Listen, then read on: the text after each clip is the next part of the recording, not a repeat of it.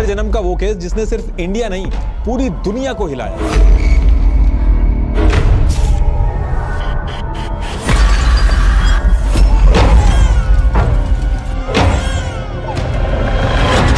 दोनों हाथ उठा के हवा में ऐसे कर लिए जैसे कोई आसमान से बुला रहा हो। जोर जोर से सांस की आवाज इस तरह से आने लगी जैसे किसी का दम घुट रहा हो।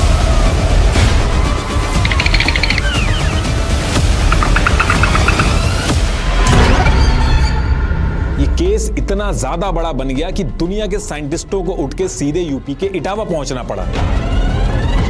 सास ने कमरे से निकल के सुमित्रा को जिस हालत में देखा उसके हाथ पैर ठंडे पड़ गए।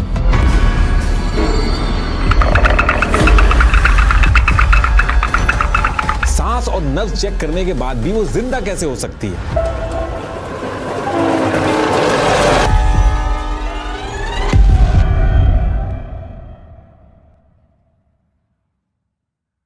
देखिए ये वीडियो इमर्जेंट ने स्पॉन्सर की है। Thanks to Emergent for sponsoring this video. देखिए इंडिया में लाखों छोटे बिजनेस आज भी अपना पूरा हिसाब किसी नोटबुक में करते हैं या फिर व्हाट्सएप पर बिल भेज देते हैं, पर एक छोटी सी बिलिंग गलती से बड़ा जीएसटी नोटिस आ सकता है। और इसके सॉल्यूशन के लिए अब आप मेरी स्क्रीन पर देखिए, मैंने यहाँ कोई कोडिंग नहीं की, बस नॉर्मली डाला कि मुझे एक ऐसा बिलिंग टूल चाहिए जो सही जीएसटी कैलकुलेट करे और पेंडिंग पेमेंट्स का ट्रैक रखे। और इसने मेरे बोलते ही ये पूरा डैशबोर्ड खड़ा कर दिया। इसके पीछे कोई सिंगल बॉट नहीं बल्कि मल्टीपल एजेंट्स काम करते हैं। एक फ्रंट एंड बनाता है, एक बैक एंड, एक डेटाबेस सेटअप करता है और एक ऑटोमेटिकली टेस्टिंग करता है। यहां डिटेल्स डालिए, एक कंप्लायंट सिस्टम रेडी है और रिमाइंडर भी खुद चला जाएगा। ये कोड भी पूरी तरह आपका अपना है, सीधे आपके गिटहब से सिंक होता है, यानी कोई वेंडर लॉक इन का चक्कर ही नहीं। और ये आपके इंटरनल टूल्स, MVPs या बिजनेस के पहले वर्जन के लिए एकदम परफेक्ट है।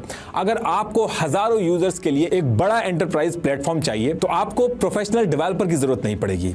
तो चाहे आपका कोई बिजनेस हो, फ्रीलांसिंग या शॉप, आज ही अपना खुद का कस्टमाइज्ड टूल बिल्ड करके देखिए। Link is in the description. तो टॉपिक पे आते हैं। यूपी के इटावा के अंदर अंगद का नागला नाम से एक गांव है। ईयर 1968 में इस गांव की एक ठाकुर फैमिली के घर में एक लड़की पैदा होती है जिसका नाम ये लोग सुमित्रा रखते हैं। अब जिस टाइम पे सुमित्रा पैदा हुई थी किसी ने सपने में भी नहीं सोचा था कि आगे चल के इसी सुमित्रा के रीइंकार्नेशन यानी कि पुनर्जन्म को लेके दुनिया भर से scientist, university of Virginia, university of northern British Columbia, इन सब को अपनी यूनिवर्सिटी को छोड़ के यूपी के छोटे से गांव तक आना पड़ेगा। अब सुमित्रा जब पैदा हुई तो सुमित्रा का बचपन जो था वो बहुत ही मुश्किलों से आगे बढ़ा। 11 साल की एज में ही सुमित्रा की मदर की डेथ हो जाती है और गांव जो था वहां कोई स्कूल, कॉलेज, कोई रोजगार वगैरह नहीं था। तो सुमित्रा के फादर को मजबूरी में अहमदाबाद की टेक्सटाइल मिल में काम करने के लिए जाना पड़ता था। तो सुमित्रा के फादर ने सुमित्रा को यूपी के मैनपुरी डिस्ट्रिक्ट के बीरपुर गांव में एक रिश्तेदार के यहाँ छोड़ दिया था। तो यहां से सुमित्रा की जो लाइफ थी, न माँ थी, न फादर, न स्कूल। सुमित्रा का बचपन एकदम अकेलेपन में निकला, बहुत ही ज्यादा चुप रहती थी वो। और फिर इसके 2 साल बाद जब सुमित्रा 13 साल की हुई तो वहीं गांव से 15 किलोमीटर की दूरी पे फरुखाबाद डिस्ट्रिक्ट के शरीफपुरा गांव में सुमित्रा की शादी एक जगदीश सिंह नाम के लड़के से करवा दी जाती है। अब शादी होने के बाद जब सुमित्रा शरीफपुरा गांव में आई तो यहां भी उसके हस्बैंड जगदीश को मजबूरी में काम के लिए दिल्ली जाना पड़ता था, बस बीच बीच में घर आता था। तो शादी होने के बाद भी सुमित्रा की जो लाइफ थी वो बहुत ज्यादा अकेलेपन में रहती थी। वो चुपचाप अपने सास ससुर के साथ रहती थी। अब शादी के कुछ साल बाद दिसंबर 1984 में सुमित्रा को एक लड़का होता है और सुमित्रा बहुत खुश होती है। सुमित्रा को एक कंपनी मिल जाती है। 24 घंटे सुमित्रा बच्चे को गोद में कपड़े से बांध के हर टाइम अपने साथ रखने लगी थी। जहां भी जाती थी इस बच्चे को अपने साथ लेके जाती थी। और ये वो टाइम था जब सुमित्रा की जो जिंदगी थी वो थोड़ी सही होने लगी थी। लेकिन सेम टाइम पे यानी कि ईयर 1985 के स्टार्टिंग में एक ऐसी चीज होती है जिससे सुमित्रा की जिंदगी हमेशा के लिए बदल जाती है। और सिर्फ सुमित्रा ही नहीं, दुनिया भर के अंदर जो लोग रीइंकार्नेशन, पुनर्जन्म के कॉन्सेप्ट पे काम कर रहे थे उनके कॉन्सेप्ट भी हिल जाते हैं। होता क्या है कि सुमित्रा जिस गांव में थी, शरीफपुरा, ये काफी पिछड़ा था और इस गांव की जो औरतें थी वो कुएं के पास जाके वहां से पानी लेके आती थी। तो ऐसे ही अप्रैल 1985 को दिन के टाइम में सुमित्रा अपने बेटे को लेके कुएं पे पानी भरने गई और पानी भर के जब वो वापस आने लगी तो अचानक से चलते चलते वो एकदम चुप होके रुक जाती है और जो पानी का बर्तन हाथ में था वो नीचे गिर जाता है और दूसरे हाथ में बच्चे की जो पकड़ होती है वो धीरे धीरे टाइट होने लगती है। एकदम स्टैचू की पोजीशन में सुमित्रा के एक हाथ में बच्चा था और दूसरा हाथ वो आसमान की तरफ कर देती है। हल्के हल्के हाथ पीछे की तरफ मुड़ जाते हैं जैसे आसमान में किसी को बुला रही हो और जो दांत थे वो आपस में टकरा रहे थे, उनमें से कट कट करके आवाज आने लगती है। आंखें ऊपर चढ़ जाती हैं, सिर्फ जो सफेद हिस्सा था वही दिख रहा था और आंखें गोल गोल घूमने लगती हैं। अब जब ये चीज हुई तो अचानक से बर्तन गिरता है और साथ में जोर जोर से दांतों के कटकटाने की आवाज आने लगती है। तो आसपास की जो औरतें थी और जो गांव के लोग थे वो देखते हैं तो सुमित्रा एकदम स्टैचू की तरह आसमान में एक हाथ ऊपर करके खड़ी है और दूसरे हाथ में बच्चा बहुत जोर जोर से रो रहा है। अब ये सीन देख के गांव के जो लोग थे वो बहुत ज्यादा डर जाते हैं, किसी की हिम्मत नहीं होती है कि पास चला जाए। करीब 5 मिनट तक सुमित्रा इसी पोजीशन में खड़ी रहती है, उंगलियां पीछे, आंखें घूमती रहती हैं। ये सारी चीजें जो मैं बता रहा हूं ये university of Virginia school of medicine के डॉक्टर स्टीवेंसन के पेपर में सब ऐसे ही डिस्क्राइब किया गया है। ये सारे पेपर भी मैंने डिस्क्रिप्शन में लगा दिए जहां से मैं पढ़ के ये सारी चीजें बता रहा हूं। तो करीब 5 मिनट तक सुमित्रा ऐसे ही रहती है और फिर अचानक से सुमित्रा का हाथ नीचे होता है और उसको होश आ जाता है और वो एकदम नॉर्मल हो जाती है। और होश में आने के बाद जब औरतें और आसपास के लोग जब उससे पूछते हैं तो उसको कुछ भी याद नहीं रहता है। बस वो ये देखती है कि जो उसने पानी भरा था वो सब नीचे गिर गया है और उसके आसपास लोगों की भीड़ लगी हुई है। लेकिन आसपास के जो लोग थे वो भी सुमित्रा को ज्यादा कुछ बताते नहीं, वो खुद भी बहुत ज्यादा कंफ्यूज थे। लेकिन सुमित्रा जो थी उसको कुछ ना कुछ गड़बड़ लग रही थी और फिर वो यहाँ से बिना पानी भरे घर की तरफ वापस चली जाती है। घर पहुंचने के बाद भी सुमित्रा काफी देर तक सोचती रहती है कि कुछ तो गड़बड़ हुई है, लेकिन फिर बात आई गई हो जाती है और अगले कई दिनों तक सारी चीजें नॉर्मल रहती हैं। सबको यही लगता है कि ये एक बार ऐसी गलती से हो गया है, दोबारा ऐसा नहीं होगा। लेकिन सब के सब एकदम गलत थे। ये बस शुरुआत थी, आगे अभी ऐसी ऐसी चीजें होनी थी जिसकी वजह से इनके गांव में दुनिया भर के रिसर्चर्स और साइंटिस्ट को आना पड़ेगा। अब काफी दिन तक तो कुछ नहीं होता, फिर इसके एक वीक बाद सुमित्रा की जो सास थी वो आराम से अपने रूम में बैठी हुई थी। अब अचानक से उसको जोर जोर से सांस लेने की आवाज आने लगती है, जैसे किसी का दम घुट रहा हो, उस तरीके की सांस की आवाज। और उसी सांसों के बीच में एक और आवाज आ रही थी कट कट करके, जैसे कोई अपने दांत आपस में जोर जोर से टकरा रहा हो। अब शुरू में तो सांस ने इग्नोर किया, लेकिन फिर आवाज रुकती नहीं है, बल्कि धीरे धीरे करके आवाज और बढ़ने लगती है। और फिर सांस से रुका नहीं जाता है। सांस उठ के कमरे से बाहर निकल के आंगन की तरफ देखती कि यहाँ पे चल क्या रहा है। तो बाहर निकलते ही जो नजारा उसके सामने आता है वो देखते ही उसके हाथ पैर एकदम ठंडे पड़ जाते हैं। सामने सुमित्रा खड़ी थी एकदम स्टैचू की तरह, दोनों हाथ आसमान में थे, जोर जोर से उसके दांत कटकटा रहे थे, आई रोल हो रही थी, सेम जैसे लास्ट टाइम हुआ था एग्जैक्टली वैसे ही। बस इस बार बच्चा नहीं था तो दोनों हाथ आसमान में थे, जैसे किसी को बुला रही हो आसमान से। अब ये देखते ही सास बहुत ज्यादा डर जाती है, ससुर को बुलाती है, लेकिन सुमित्रा को कुछ सुनाई नहीं आता है। सुमित्रा एग्जैक्टली उसी पोजीशन में खड़ी रहती है और फिर 2 से 3 मिनट बाद अचानक से सब बंद होता है, हाथ नीचे गिरते हैं, आंखें नॉर्मल, सांसें नॉर्मल, जैसे कुछ हुआ ही ना हो। सास ससुर हिम्मत करके सुमित्रा के पास पहुंचते हैं, लेकिन सुमित्रा को कुछ याद नहीं कि एग्जैक्टली हुआ क्या। घर में सब डर जाते हैं, पति भी पहुंच जाता है, झाड़ फूक होती है, बहुत कुछ करवाते हैं, लेकिन उसके बाद भी इस तरीके के जो एपिसोड हो रहे थे सुमित्रा के साथ वो रुकते नहीं है, बल्कि उनकी फ्रीक्वेंसी और ज्यादा बढ़ जाती है। और इस चीज की धीरे धीरे आदत भी होने लगी थी सबको। सुमित्रा एकदम से ठीक रहती थी, हंसती, काम करती, बेटे को खिलाती, और फिर अचानक से कहीं भी कभी भी, कभी खाना बनाते हुए, कभी पानी लाते हुए, ये सारी चीजें बार बार होने लगी। और एक घर वाले भी अपनी बहू के साथ एक बहुत ही अजीब सी जिंदगी जी रहे थे, एक ऐसी बहू जो कभी भी किसी भी टाइम अजीब सी चीजें करने लगे। और ये जो सारी चीजें थी अभी ये बस शुरुआत थी, असली दिक्कत शुरू होती है 16 जुलाई 1985 को। इस दिन भी बैठे बैठे अचानक से सुमित्रा के साथ सेम चीज स्टार्ट होती है, हवा में हाथ, दांत कटकटाना, आंखें घूमना, जैसे पहले भी हुआ था। लेकिन इस बार जब ये एपिसोड हुआ तो होते होते बीच में सुमित्रा ने दांत कटकटाते हुए उसी के बीच में बोला कि आज से 3 दिन बाद, यानी कि 19 जुलाई 1985 को मैं मर जाऊंगी। अब जैसे ही सुमित्रा के घर वाले ये बोलते हुए सुनते हैं तो बहुत ज्यादा डर जाते हैं। और जब कुछ मिनट बाद सुमित्रा नॉर्मल होती है तो घर वाले भी सुमित्रा को बताते हैं कि तुमने बोला है कि 3 दिन बाद तुम मर जाओगी। और ये चीज सुन के जब सुमित्रा नॉर्मल होती है तो वो भी बहुत ज्यादा डर जाती है। और यहां से सबके सब बहुत ज्यादा कंफ्यूज हो गए थे कि अगले 3 दिन बाद आखिर होगा क्या।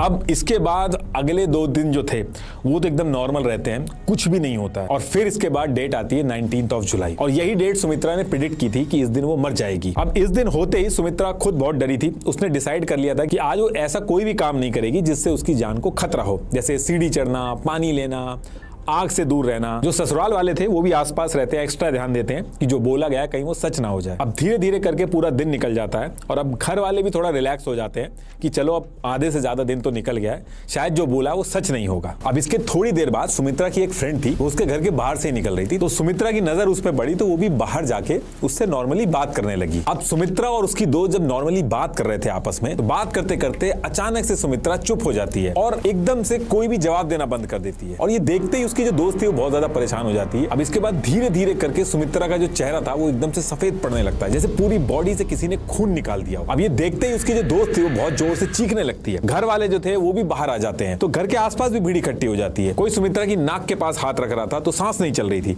कोई नब्ज पकड़ रहा था तो नब्ज नहीं मिल रही थी। और यहीं से जितने लोग आसपास खड़े थे उनको एक बात समझ में आ गई कि सुमित्रा ने 3 दिन पहले जो बोला था वो सच हो गया है, यानी कि सुमित्रा मर चुकी है। पूरे घर में सब चीखने लगे। जिसने आसपास सुना कि सुमित्रा ने जो बोला था वो सच हो गया, वो सब डर गए। सब ने अपने बच्चों को घर में करके उनको बाहर निकलने से मना कर दिया कि कहीं उल्टा कुछ ना हो जाए उनके साथ। इसके बाद डबल कंफर्म करने के लिए एक वैद्य को बुलाया गया। उसने आते ही सुमित्रा की बॉडी को देखा और डेड डिक्लेयर कर दिया। गांव बहुत ज्यादा पिछड़ा था, ना कोई बिजली ना कोई स्कूल, यहाँ तक कि कोई शमशान तक नहीं था। लोग ऐसे खुले में संस्कार कर देते थे। अब इसके बाद पंडित आता और पंडित ने आते ही कहा कि बहुत ही अलग चीज हुई है, बॉडी को ज्यादा देर तक ऐसे रखना सही नहीं है, इसका संस्कार जल्दी करना होगा। तो एक तरफ तो संस्कार के लिए लकड़ियां वगैरह इकट्ठी होने लगी, दूसरी तरफ रीति रिवाज पूरा करने के लिए गांव से औरतों को बुलाया गया। उन्होंने सुमित्रा की बॉडी को नहलाया, फिर ट्रेडिशन के हिसाब से बॉडी को सजाना शुरू किया। अब जैसे ही सजाना शुरू किया तो एक औरत सुमित्रा की बॉडी के जो बाल थे उसमें कंघी कर रही थी। तभी अचानक से जो औरतें आई थी घर के अंदर से बाहर की तरफ भागती हैं,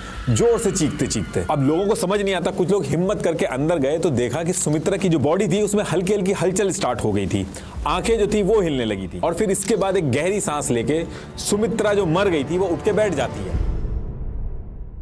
और यहां से 2 वर्जन है। एक वर्जन तो ये है कि सुमित्रा 5 मिनट के लिए मरी थी और दूसरा वर्जन ये है कि सुमित्रा जो थी वो 45 मिनट्स के लिए मरी थी। यूनिवर्सिटी ऑफ वर्जीनिया के रिसर्च पेपर में मेंशन है कि कम से कम 5 मिनट तक सुमित्रा की सांस और नर्व्स पूरी तरीके से बंद थी। अब जब सुमित्रा बची तो घर वाले जो रो रहे थे वो अचानक से बहुत ज्यादा खुश हो जाते हैं और गांव वाले जो लोग थे वो भी बहुत कंफ्यूज थे कि आखिर ये हुआ क्या। अब इसके एक दिन तक तो सुमित्रा एकदम गुमसुम रहती है और फिर अगले दिन उठ के सुमित्रा ने जो साड़ी पहनी, जो उसका स्टाइल था उससे हट के साड़ी पहनी और जो वो पहले नॉर्मल स्लीपर्स पहनती थी उसकी जगह हील्स वाले सैंडल पहनने लगी। और फिर उसके बाद बोलती है कि मुझे अपने बच्चे रिंकू और टिंकू से मिलना है। पति और फैमिली वाले आसपास आने की कोशिश करते तो उनको धक्का दे देती है। ना अपने पति को पहचाना, ना सास ससुर को, ना ही अपने बच्चे को पहचाना और सबको दूर करके एक ही बात कहती है कि मैं कोई सुमित्रा नहीं हूं, मेरा नाम शिवा त्रिपाठी है, मेरी शादी डिबियापुर में हुई थी, मेरे 2 बच्चे हैं, मुझे बस उनसे मिलना है किसी भी हाल में। अब शुरू में तो सुमित्रा के जो घर वाले थे वो सोचते हैं कि सदमा लगा है, इसकी वजह से मानसिक संतुलन जो है वो थोड़ा खराब हो गया, कुछ दिन में ठीक हो जाएगा। लेकिन ऐसे करते करते 3 महीने हो जाते हैं और इन 3 महीने में सुमित्रा जो थी वो अपने आप को शिवा ही बोल रही थी और जो सुमित्रा पढ़ी लिखी नहीं थी वो एक लेटर लिख के पोस्ट करती रहती थी।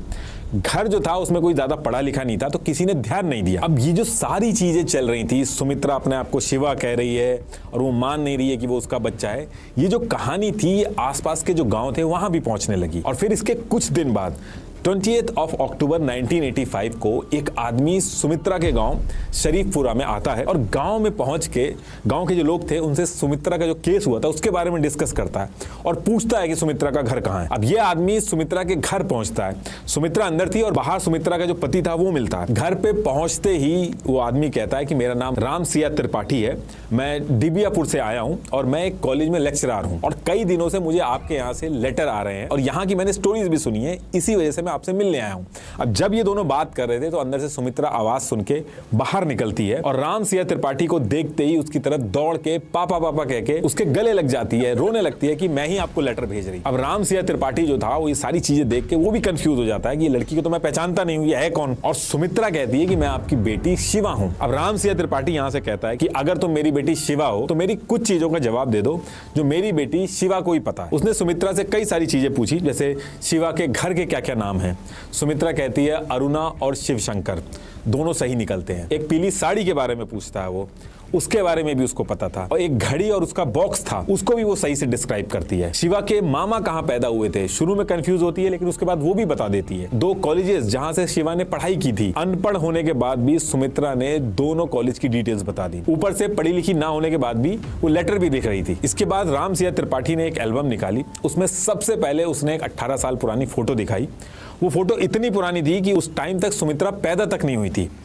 उस फोटो के अंदर 6 लोग थे। सुमित्रा एक एक करके सबको पहचानती है कि ये मम्मी है, ये दादी है, ये मैं खुद शिवा हूं। 6 में से 6 सही पहचानती है। ऐसे ही बैक टू बैक 8 फोटो और निकालते हैं राम सिया त्रिपाठी, जिसमें टोटल 17 चेहरे थे। 1-2 लोगों को छोड़ के बाकी सबको पहचान लिया उसने। और फिर इसके बाद एक आखिरी फोटो आती है जिसको देख के सुमित्रा एकदम से चुप हो जाती है और बहुत ही तेज तेज सांस लेने लगती है। राम सिंह त्रिपाठी उससे दोबारा पूछते हैं कि अगर तुम मेरी बेटी शिवा हो तो बताओ कि ये कौन है। और फिर बहुत बार पूछने पे सुमित्रा तेज तेज से रोते हुए कहती है कि ये मेरी ननद रामा कांति है, इसने 18 मई 1985 को मेरे सर पे ईंट मार के मुझे मार दिया था। अब ये लाइन जैसे ही राम सिंह त्रिपाठी सुनते हैं वो सबके सामने उठ के कहते हैं कि ये सही कह रही है, ये सुमित्रा नहीं, यही मेरी बेटी शिवा है। अब ये लाइन सुनते घर वाले जो थे वो बहुत ज्यादा शॉक्ड हो जाते हैं। बात आसपास भी पहुंच गई थी तो गांव के लोग भी घर के आसपास इकट्ठा हो गए थे। पूरे गांव के चेहरे पे एक ही क्वेश्चन था कि आखिर ये शिवा है कौन। और यहीं से फिर राम सिंह त्रिपाठी सारी कहानी बताना स्टार्ट करते हैं। वो बता दें कि 24 अक्टूबर 1962 को शिवा जो थी वो राम सिंह त्रिपाठी के घर पैदा हुई थी। राम सिंह त्रिपाठी कॉलेज के लेक्चरर थे और शिवा ने होम इकोनॉमिक्स में बीए किया था। उस टाइम पे बहुत बड़ी बात होती थी।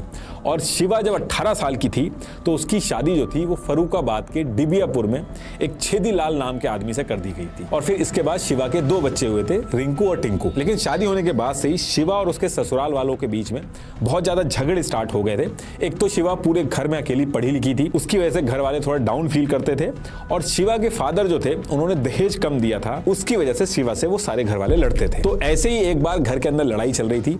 18 मई 1985 को शिवा के जो मौसा थे ब्रिजेश पाठक, उसके ससुराल में ऐसी शिवा से मिलने आते हैं और उसी टाइम पे शिवा के घर में लड़ाई हुई। शिवा बहुत जोर जोर से रो रही थी। शिवा के जो मौसा थे वो बीच बचाव करते हैं, काफी देर तक बहस होती है। और जब शिवा के मौसा चले जाते हैं तो दोबारा से लड़ाई इतनी बढ़ जाती है कि जो शिवा की ननद थी रामा कांति, वो शिवा के सर पे ईंट मार देती है और उसकी वहीं पे जान चली जाती है। और उसके बाद ये लोग शिवा की बॉडी वहीं पास में फपूंद रेलवे स्टेशन था उसके रेलवे ट्रैक पे रख देते हैं। और नेक्स्ट डे 19 मई को ससुराल वाले सबको कह देते हैं कि शिवा ने ट्रेन के आगे आके अपनी जान खुद ले ली है। लेकिन गांव के जो लोग थे उस बात पे यकीन नहीं कर रहे थे। उनको शक हो रहा था कि शायद ये फैमिली झूठ बोल रही है, क्योंकि कुछ लोगों ने रात में शिवा के ससुराल वालों को स्टेशन की तरफ जाते हुए देखा था। और ऊपर से ट्रेन के ट्रैक पे बॉडी एज इट इज पड़ी हुई थी, कोई बॉडी का पार्ट नहीं कटा था। शिवा के मौसा ब्रिजेश पाठक ने भी नोटिस किया था कि शिवा की बॉडी पर सिर्फ सर के ऊपर एक चोट थी, बाकी पूरी बॉडी सही थी। तो इसी वजह से उसके मौसा भी ससुराल वालों को रोक रहे थे कि जब तक उसके फादर नहीं आ जाते, सिर्फ 4 घंटे की बात है, तब तक जो क्रियाक्रम है वो मत करो। लेकिन ससुराल वालों ने बिना वेट किए बॉडी को जला दिया। जब तक शिवा के फादर पहुंचे उनकी बेटी का सारा क्रियाक्रम हो चुका था। और यहीं से राम सिंह त्रिपाठी और बाकी लोगों ने मिलकर पुलिस में कंप्लेन की और शिवा के जो पति ससुर सबको पुलिस उठा के गिरफ्तार कर लेती है।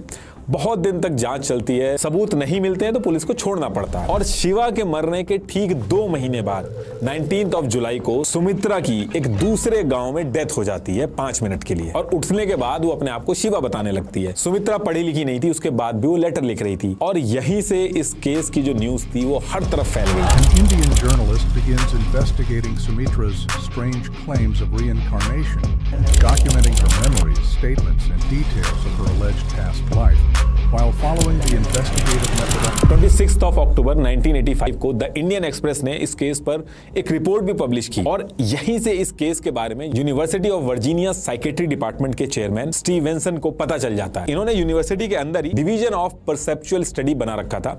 यह डिपार्टमेंट 50 साल से 2500 से ज्यादा पुनर्जन्म के जो केस थे उन पे रिसर्च कर चुका था। इसके साथ सेम टाइम पे scientist Nicholas McLean University of Virginia में साइकेट्री के प्रोफेसर थे, वो भी इस केस में जुड़ जाते हैं। एक तरफ ये केस स्टीवेंसन और निकोलस के पास पहुंचता है, वहीं दूसरी तरफ इंडिया के अंदर डॉक्टर सतवंत पसरीचा जो national institute of mental health and neuro science की क्लिनिकल साइकोलॉजी डिपार्टमेंट की हेड थी, उनके पास भी पहुंचा। और सारे लोग मिलके इस स्पेसिफिक केस के ऊपर लग जाते हैं। सबने एक साथ मिलके नवंबर 1985 से अक्टूबर 1987 तक सुमित्रा और शिवा के केस को दिन रात मेहनत करके इन्वेस्टिगेट किया।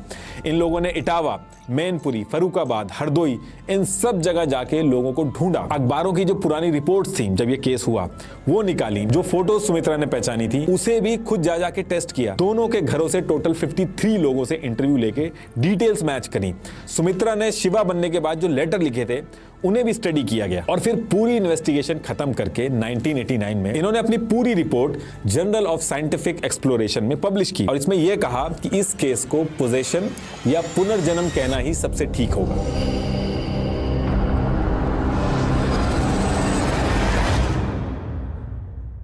इस इसके साथ साथ एक और रिसर्चर थे जेम्स मैटलॉक, इन्होंने भी इस केस को रिप्लेसमेंट रीइंकार्नेशन कहा, यानी कि ऐसा केस जिसमें किसी शरीर में एक आत्मा दूसरी आत्मा को परमानेंटली रिप्लेस कर दे। और बात यहां भी नहीं रुकी, एंटोनिया मेल्स और डेमन ये पुनर्जन्म से रिलेटेड जो केसेस होते हैं उनके एक्सपर्ट माने जाते हैं। इन्होंने शिवा और सुमित्रा की चिट्ठियां ढूंढ के कई सालों तक उनकी हैंडराइटिंग कंपेयर की और उसमें कहा कि सुमित्रा की जो हैंडराइटिंग थी वो शिवा जैसी ही हो गई थी। इनफैक्ट इन्होंने 2009 में दोबारा से फॉलोअप किया कि और डिटेल्स पता चले, लेकिन तब तक पता चला कि ईयर 1998 में सुमित्रा की डेथ हो गई है और सुमित्रा जब तक जिंदा रही वो शिवा ही बन के रही। देखिए ये जो केस था इसके बारे में बात इतनी ज्यादा इसलिए हुई क्योंकि जनरली क्या होता है कि गांव के कम पढ़े लिखे लोग जो होते हैं वो ऐसे केसेस के बारे में बात करते हैं, लेकिन इस केस में रिनाउंड रिसर्चर्स और साइंटिस्ट इसको पुनर्जन्म बोल रहे थे। अब देखिए आगे जो मैं बताने वाला हूं उसको आप ध्यान से समझिएगा।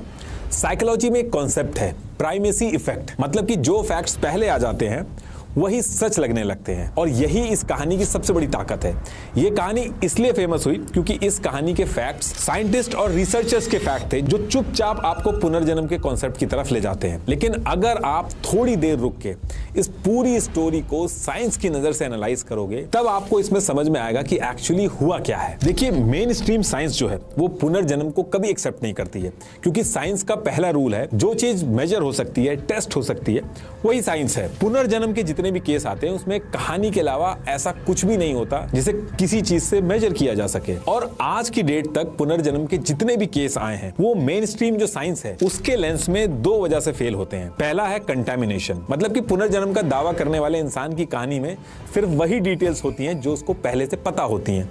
उसकी कहानी में कभी भी कोई ऐसी डिटेल नहीं होती जो उसने पहले कभी ना सुनी हो। और दूसरी जो वजह होती है वो होती है मेंटल डिसऑर्डर। इसमें पुनर्जन्म का क्लेम करने वाला इंसान किसी मेंटल इलनेस की वजह से अपने ही दिमाग में मल्टीपल पर्सनालिटी बना लेता है। वो झूठ नहीं बोल रहा होता बल्कि उसको खुद लगता है कि वो कोई और है। वो झूठ जानबूझ के नहीं बोल रहा होता है बल्कि उसका दिमाग उससे झूठ बुलवा रहा होता है। और ऐसे लोग जब दर्द बर्दाश्त से बाहर हो जाता है तो इनका दिमाग खुद को बचाने के लिए पर्सनैलिटी स्विच कर देता है। तो ये दो पैरामीटर है जिसपे ये सारे पुनर्जन्म के जो केस है वो एनालाइज किए जाते हैं। अब एक बार के लिए आप साइंस के इन दोनों कॉन्सेप्ट से सुमित्रा की स्टोरी को एनालाइज करना स्टार्ट करो। इंडियन जर्नल ऑफ साइकेट्री में एक रिपोर्ट पब्लिश हुई जिसमें डिसोसिएटिव डिसऑर्डर्स पे हुए 98 अलग अलग स्टडीज का मेटा एनालिसिस किया गया। इसमें बताया गया कि डिसोसिएटिव आइडेंटिटी डिसऑर्डर जैसे केस ज्यादातर यंग फीमेल जो मैरिड हो, गांव की हो, वीक फाइनेंशियल बैकग्राउंड हो, उनमें ज्यादा होता है। और जनरली इसके पीछे का रीजन उनका चाइल्डहुड ट्रॉमा होता है। और जब ये बीमारी बढ़ती है, ट्रिगर होती है, तो बीच बीच में दौरे या ट्रांस जैसी स्टेट होने लगती है। और अगर सुमित्रा के केस को आप इन्हीं पैरामीटर्स पर रखोगे तो वो एकदम सेट बैठ रहे हैं। सुमित्रा जवान थी, 16 साल की थी, शादीशुदा थी, गांव से थी, गरीब थी और बीच बीच में दौरे और ट्रांस जैसी स्टेट में भी जाने लगी थी जिसमें वो स्टैचू बन जाती थी। 5 में से 5 एग्जैक्ट मैच। और चाइल्डहुड ट्रॉमा, बचपन में ही उसकी मदर की डेथ हो गई थी, माँ बाप से दूर पूरा बचपन उसका अकेलेपन में निकला और गुमसुम रहने लगी थी। कहने का मतलब है कि अगर साइंस की नजर से देखो तो सुमित्रा मेंटल डिसऑर्डर के लिए एक परफेक्ट कैंडिडेट थी। वो हर बॉक्स को टिक कर रही थी जो एक डिसोसिएटिव डिसऑर्डर का पेशेंट टिक करता है। लेकिन यहाँ पे भी आपका क्वेश्चन ये होगा कि चलो मान लिया कि सुमित्रा मेंटली डिस्टर्ब थी जिसकी वजह से वो पर्सनैलिटी बदल लेती होगी, लेकिन सुमित्रा को इतनी दूर रहने वाली शिवा की डिटेल्स कहां से पता चल गई? बॉक्स और सारी डिटेल्स, बचपन और फैमिली के नाम, ये सब कहां से पता चल गए? देखिए आगे और भी रिसर्च हुई तो पता चला कि सुमित्रा के अंदर शिवा की आत्मा आने से पहले सुमित्रा के ऊपर संतोषी माता भी आई थी ईयर 1975 के आसपास। सेम टाइम पे संतोषी माता पे एक फिल्म भी आई थी और वो बहुत ही बड़ी हिट हुई थी। घर घर में उसके बारे में बात हो रही थी। यानी सुमित्रा पे वही देवी आई जिसका उस दौर में सबसे ज्यादा क्रेज था। ऐसे ही जब आगे पता किया गया तो पता चला कि जो शिवा का केस था, जो हुआ था, वो भी उस टाइम पे आसपास बहुत ज्यादा फेमस हो गया था। शिवा की मौत की न्यूज अखबारों में छपती थी, मर्डर का इल्जाम, पुलिस, गिरफ्तारी, पूरे इलाके में डिस्कशन होता था। अब यहाँ पे एक पॉसिबिलिटी ये भी हो सकती है कि शायद पड़ोसी गांव की औरतों के थ्रू ये कहानी सुमित्रा के कानों तक पहुंची हो। लेकिन इस पे आप कहोगे कि उसने 18 साल पुरानी फोटो कैसे पहचान ली? तो देखिए, जब भी हम पहले से ही किसी चीज पे यकीन कर चुके होते हैं तो हमारा दिमाग एक अजीब सा खेल खेलता है। वो सिर्फ वही चीजें याद रखता है जो हमारे यकीन को सही साबित करती हैं। जो चीजें हमारे यकीन को गलत साबित करती हैं उन्हें हम चुपचाप भुला देते हैं। साइकोलॉजी में इसको कंफर्मेशन बायस बोलते हैं। सुमित्रा ने पहली बार में शिवा के मामा को नहीं पहचाना था। फोटो में कई ऐसे लोग भी थे जिनको सुमित्रा नहीं पहचान पाई थी, लेकिन इस बारे में किसी ने डिस्कशन नहीं किया। गांव के लोगों ने बात हमेशा उन चीजों की जिन्हें सुमित्रा ने पहचान लिया। गलत जवाब भुला दिए गए, सही जवाब याद रखे गए और धीरे धीरे एक अधूरी कहानी कंफर्मेशन बायस की वजह से परफेक्ट कहानी बनती चली गई। और ये जो सुमित्रा का पुनर्जन्म का जो पूरा केस था, इसके लिए रिसर्चर्स और साइंटिस्ट जो थे वो नवंबर 1985 को पहुंचे थे और राम सिया त्रिपाठी जो थे वो फोटो एल्बम लेके 20 अक्टूबर को गांव पहुंचे थे। कहने का मतलब है कि साइंटिस्ट और रिसर्चर्स के आने के पहले ही सुमित्रा और शिवा का जो परिवार था, जो गांव वाले थे, सब एक दूसरे से मिल चुके थे और ये सारे लोग वो थे जो इस केस से पहले ही पुनर्जन्म में विश्वास रखते थे। जब ये सारी चीजें हो चुकी थी, उसके बाद रिसर्चर्स और साइंटिस्ट ने इंटरव्यूज, इंफॉर्मेशन, सबूत इकट्ठा करके अपनी रिपोर्ट बनाई। ऊपर से स्टीवेंसन ने इन्वेस्टिगेशन के लिए जिन ट्रांसलेटर्स का यूज किया वो खुद सेम कल्चर से थे, वो भी पुनर्जन्म की तरफ बायस थे। अमेरिकन फिलोसोफर रॉबर्ट टॉड जो थे, इन्होंने कहा कि इस केस में स्टीवेंसन जो थे, उन्होंने जो मेथड यूज किया, उस मेथड से पुनर्जन्म का जो केस था वो कभी गलत साबित नहीं हो सकता, क्योंकि स्टीवेंसन को जब भी पुनर्जन्म की कहानी मिलती थी वो उनको कंफर्म करने की कोशिश करते थे और जो केस कंफर्म नहीं होते थे वो पुनर्जन्म के खिलाफ सबूत नहीं बनता था, बस इग्नोर हो जाता था। सबसे बड़ी बात जो थी वो ये थी कि सुमित्रा मरी थी और फिर शिवा बन गई थी, और अगर वो मर गई थी तो वो लौटी कैसे? मरा हुआ इंसान जिंदा कैसे हो सकता है? तो जो रिसर्चर्स इस केस के बारे में लिख रहे थे वो अपने रिसर्च पेपर में मरने के बारे में तो लिख रहे थे, सब चीजें मेंशन की थी, लेकिन इसका जवाब किसी ने भी ढूंढने की कोशिश नहीं की कि एक मरा हुआ इंसान कैसे जिंदा हो सकता है। जब सुमित्रा मरी तो उसको किसी डॉक्टर ने डेड डिक्लेयर नहीं किया, क्योंकि गांव में कोई डॉक्टर था ही नहीं। और जो विश्वासनाथ नाम का एक वैद्य आया था सुमित्रा को चेक करने की वो मरी है या नहीं, वो कोई डॉक्टर नहीं था, वो सुमित्रा के ससुराल वालों का ही कोई जान पहचान का था जो खेतों में काम वगैरह करता था। जर्नलिस्ट टॉम श्रूडर ने अपनी बुक में भी लिखा कि आगे चल के उनके गांव वालों से पता चला कि सुमित्रा के अंदर शिवा की आत्मा आने से ठीक पहले सुमित्रा अपने पति के साथ 1 साल के लिए दिल्ली भी गई थी।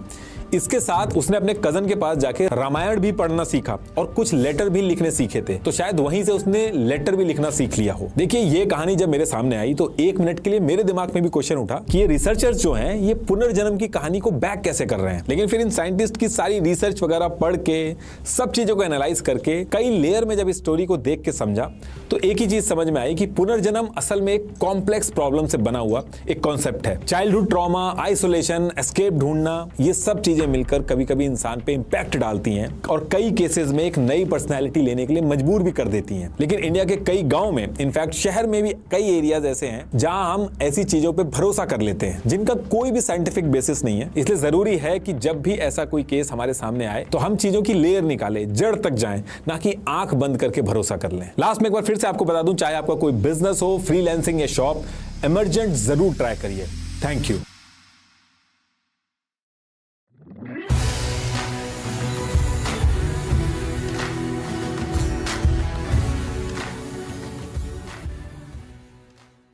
आठ अगस्त 1963 की रात ठीक 3 बजे ग्लासगो से लंदन जाने वाली एक मेल ट्रेन अंधेरे को चीरती हुई आगे बढ़ रही थी। इस ट्रेन के अंदर सिर्फ लेटर्स नहीं थे, बल्कि 2.61 मिलियन पाउंड्स, जो आज के हिसाब से तकरीबन 67 मिलियन पाउंड्स बनते हैं। लेकिन इस ट्रेन में बैठे लोगों में से किसी को भी अंदाजा नहीं था कि अगले चंद मिनटों में इंग्लैंड की तारीख की सबसे बड़ी चोरी होने वाली है। एक ऐसी चोरी जिसमें मुजरिम सिर्फ पैसा नहीं, पूरी ट्रेन को अपने काबू में रखेंगे। ये कहानी है द ग्रेट ट्रेन रॉबरी।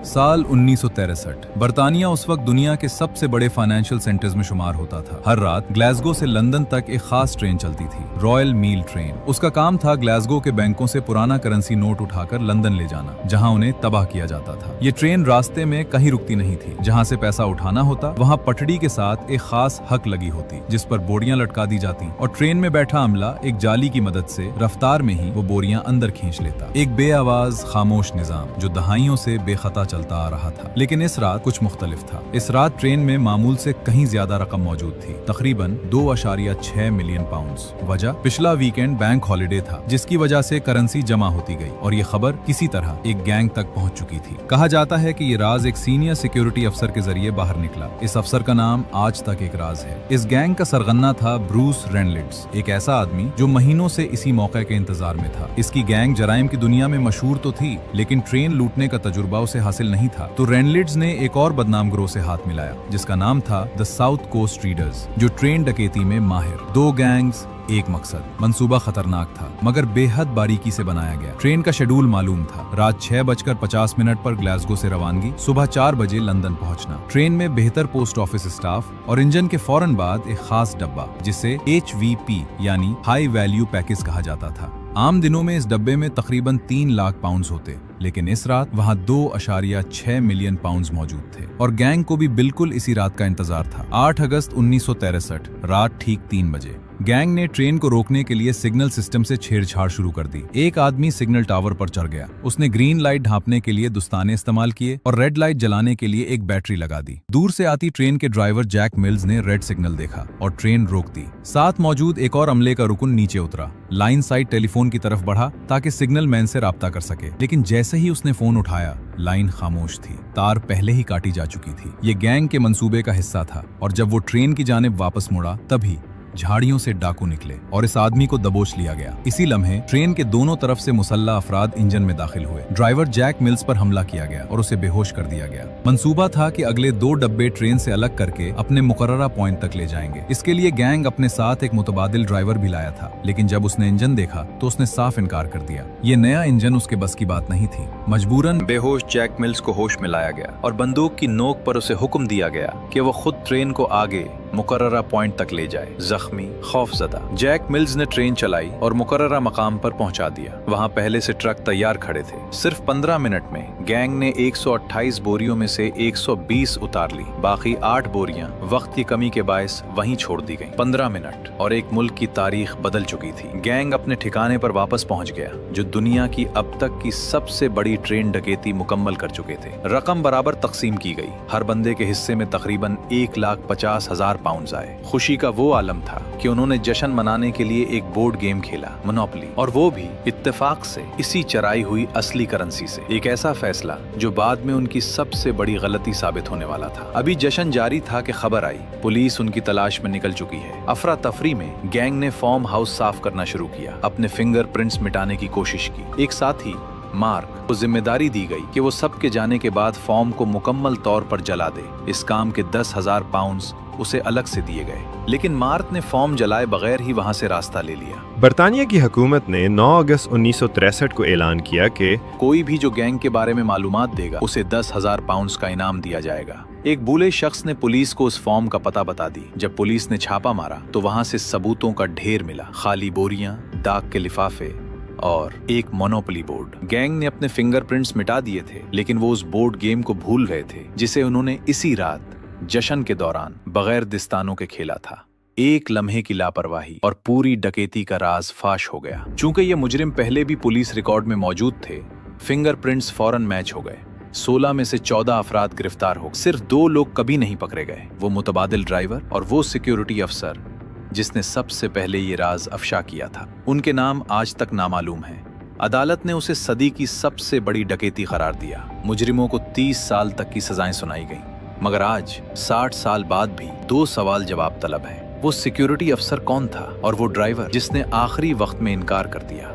अगर आपको हमारी वीडियो अच्छी लगी है तो वीडियो को लाइक कीजिए और चैनल को सब्सक्राइब जरूर करें।